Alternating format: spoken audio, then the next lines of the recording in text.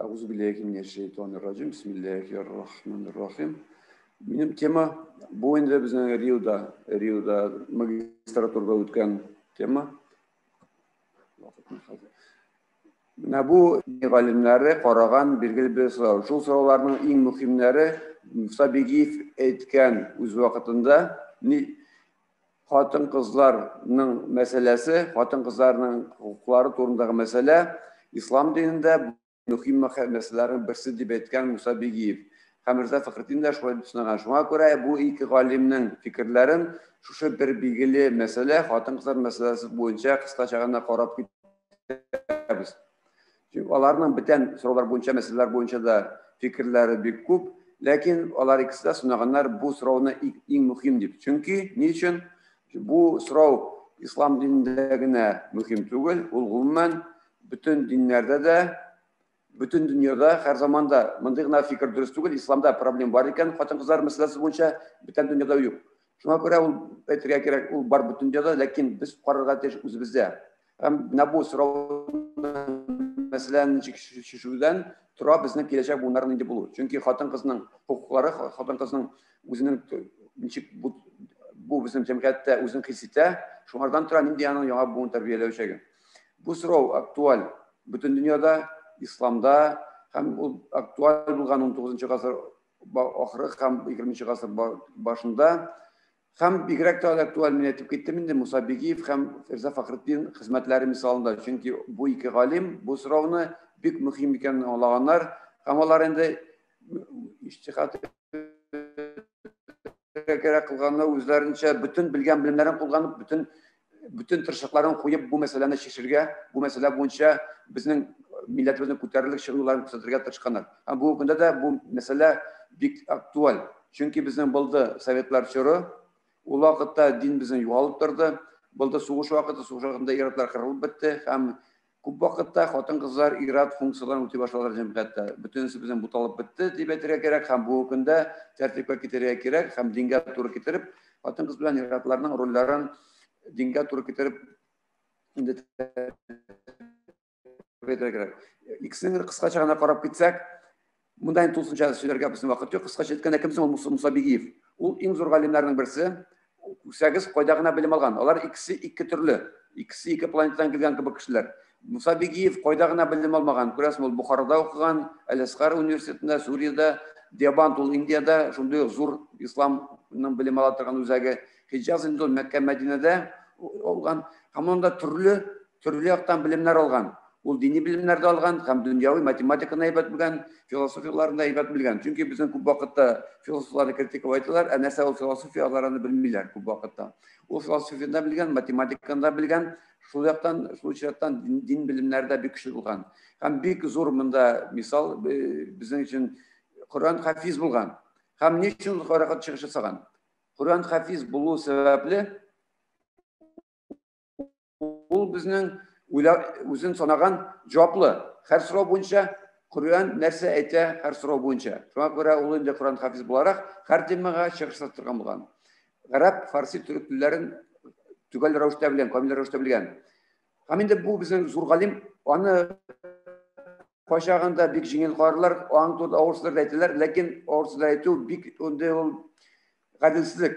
Çünkü Musa Begiyev gibi İslam din, ahli sünnet vel cemaatine yokla yolunda biten kuvvetli alimlerin sizlerle tabalasım yok mu? Çünkü o en bilimli alimlerin birisi hem o biten dinler karşısında hem biten şunday türlü türkümler aldığında ahli sünnet vel cemaatine Kur'an'ga hem sünnetke negizlenip yoklayatırgan asla koyulgan kıyı kişi.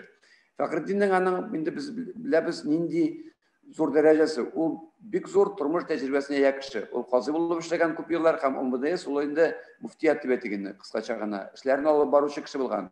Hem indi en anın zor şunda işi Şura jurnalının muharriri bulup işlegen. Şura jurnalı oluyunda uz vakitinde bulgan Müslümanların bütün problemleri turunda fikir alışatırgan üzegi bulgan. Hem indi en kıyınçırda Hazretler etip gittiler. O en kıyınçırda müfti bulup işlegen. Bir kimde müfti bulup işlesi kilmeyen vakitte.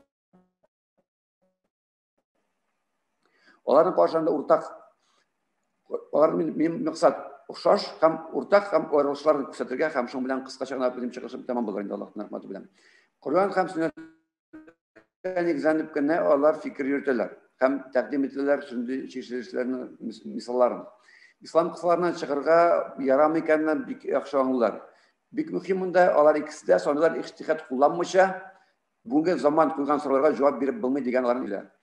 Һәм алар инде тәкъдим ителәләр чишелешне заман таләпләрен искә алып, борынгы заманны гына искә алып түгел, бүген нинди таләпләр бар, нинди сорау бар килә, аларны кашмыйлар алардан, аларга Коръанга һәм Сөннәткә нигезләнеп җавап эзлиләр. Бүтән тырышлыкларын, бүтән биләрләрне кулланып. Һәм алар инде икесе дә мисал итеп китерәләр мөселманнарның беренче буыннарын. Алар ничек эзләгәннәр куелган сорауларга җавапны. Һәм икесе дә күргәннәр инде хатын-кыз соравын мәсьәләсен чишүне, хатын-кызларга белем бирү һәм тәрбия нигезендә. Аермалары Муса Бигиев чишү юлларын хатын-кыз мәсьәләсен күрә, гомумән җәмгыятьне үзгәртү, законнарны дөрес язу, җәмгыятьне үзгәртү. Шул якта күрә. Ул бик оста булган законнар буенча, ул инде азбука исламның конституциясын язган кеше үз вакытында. Ул бик грамотный, шундый кеше булган, законнар яза белә торган. Һәм ул күбрәк инде галим кебек фикер йөртә һәм чыгыш ясый. Шуңа күрә аның китапларын укыганда сак булырга кирәк. Ул үзе диннән чыгып китми, ләкин аның китапларын укыган кешеләр кайчагында диннән дә чыгып китәргә мөмкиннәр. Ул чөнки галим кебек аның фикерләрен әсә китерүен уйлап тормый. Турыга бәрә торган кеше, турыга әйтә. Ләкин ул үзе беркайчан да ислам диненнән чыкмый. Аның белеме бик безнекенә караганда фундаменталь белеме. Ул аны чыгармый. Ләкин аның китапларын укыган кешеләр диннән чыгып китәргә мөмкиннәр. Аның кебек булам дип. Каштан аерма Риза Фәхретдин. Аның фикере киресенчә, ул әйтә, җәмгыятьне үзгәрткәнгә караганда, үзгәртергә кирәк кешенең үзен ди. Чөнки ул казый буларак белә иң яхшы законнарында бездә үтәмичә яшәргә кешеләр бик мөмкин. Ул инде мәгърифәт, просвещение юлында, тәрбия юлында күрә җәмгыятьне, хатын-кызның мәсьәлә хәлен яхшыртуны. Һәм ул фикерләрен бик чамалап кына җикерә. Шуңа күрә инде аны мөфти итеп сайлаганнар да. Чөнки ул бик үзенең фикерләрен әйткәндә, аның фикерләрен нәрсә китерүен искә алып кешеләргә җиткерә. Монда инде мин буларны кыскача күрсәтеп кенә китәм. Нәрсәгә нинди сорауларны күтәреп чыкканнар. Алар икесе дә инде безнең исбатлаганнар. Иң мөһиме Муса Бигиев галим төрле фундаменталь белемнәрне нигезләнеп аңлаткан. Тигезсезлекнең тигезсезлек түгел икәнен, хатын-кыз мираста әзрәк ала Коръан буенча. Ләкин ул аны аңлаткан хатын-кыз ничек әзрәк ала, чөнки аның вазифалары да материаль яктан әзрәк.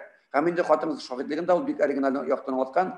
Ул әйтә, шаһидлек ул инде өстенлек түгел, кешенең шаһид буласы әлләне килми. Шуңа күрә хатын-кызның шаһидлеге кимчелек түгел, хатын-кызны саклау, судларга йөрүдән, хыян эштән саклау. Чөнки шаһид булып йөри, хатын-кызның сөтедә югалырга мөмкин, бала табу сәләттә югалырга мөмкин. Аның гомуми үзенең вазифаларына кимчелек килергә мөмкин. Шуңа күрә хатын-кызлар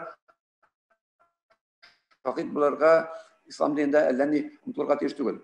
Һәм инде бик бик мөһим, икесе дә алар әйтеп китәм кыскача, икесе дә күп хатынлыкны алар хупламыйлар икесе дә. Муса Бигиев, Риза Фәхретдин дә аерылуында хупламыйлар.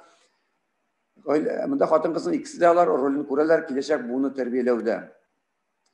Хәзер инде монда мин кыскача гына күчәргә кирәк булачак миңа Риза Фәхретдиннең чыгыш юлларына, чөнки мен бер генә минут вакыт калды. Ул басым ясый кешенең үзен үзгәртергә кирәк ягыннан, һәм аның төп методы Риза Фәхретдин хатын-кыз өчен ул китапларында төзи идеал. Нинди булырга тиеш идеал хатын-кыз? Ул булырга тиеш белемле, дөньяви һәм дини белемнәре булырга тиеш. Ул белергә тиеш күп телләрне, шул ишарәттән Европа телләрен дә белергә тиеш. Хатын-кыз үзенең фикерләрен ачык һәм нигезләп аңлата белергә тиеш. Шушындый хатын-кыз идеал гаиләнең нигезе булачак, идеал яңа буын тәрбияләячәк, белемле яңа буын тәрбияләячәк. Безнең бүгенге көндә бар шундый фикер, хатынны өйдә ябып ятырга кирәк. Өендә ябылып яткан хатын нинди буын тәрбияли? Аны инде Риза Фәхретдин күптән белгән һәм әйткән, ул бик аяныч кала китергә мөмкин гомумән җәмгыятьне. Һәм инде шушыннан соң ул чакыра укучыларны шушы идеал үрнәкне тормышта ашырырга. Инде вакыт тәмамлана. Хәзер мин әйтәсе килә инде, бу кирәк булса мин сезгә тора тормын. Риза Фәхретдиннең фикерләре, чын хатын-кыз ул инде милләт анасы. һәм милләт анасы булу иң бөек дәрәҗәләрнең берсе. Һәм инде бу ике фикер, алар бер-берсенә каршы килми, алар бер-берсен тулыландыра гына. Һәм менә бу ике галимнең бер-берсенең фикере, бер-берсенең белемнәрен тулыландыру, ул инде безнең өчен Аллаһ Тәгаләнең менә бу мин кыскача кызыксындыру гына ятасы килде. Үзегез инде бу кешеләрнең әсәрләрен ачырсыз, укырсыз, өйрәнерсез дип ышанып калам. Аллаһ Тәгалә безгә файдалы белемнәр генә бирсен. Ассаламу алейкум ва рахматуллахи ва баракатух.